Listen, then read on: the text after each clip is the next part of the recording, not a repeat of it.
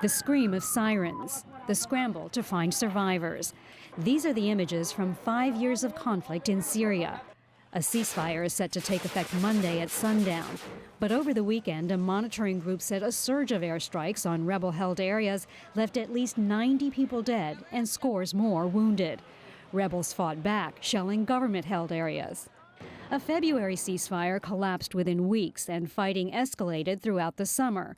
What's different about the latest agreement is that the U.S. and Russia can continue to strike terror groups like ISIL and al-Qaeda-linked militias. The U.S. Secretary of State warned opposition fighters to cut ties to those terror groups as soon as possible. If groups within the legitimate opposition want to retain their legitimacy, they need to distance themselves in every way possible from Nusra and Daesh. And we expect that Russia will ensure that the Syrian government will adhere to all of its requirements about its air activities and about the access for humanitarian deliveries. Meantime, the Turkish military says its warplanes have killed 20 ISIL fighters in northern Syria, while the Turkish president reiterated his commitment to eliminate ISIL, also known as Daesh, in Syria.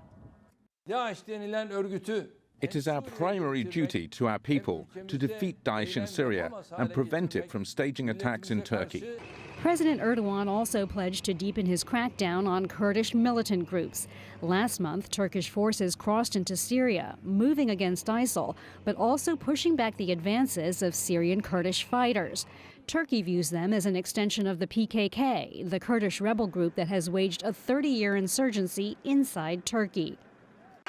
In the midst of so many tangled alliances, competing interests, and unrelenting death and destruction, there's hope that battle-weary Syrians are willing to lay down their arms and give the ceasefire a fighting chance.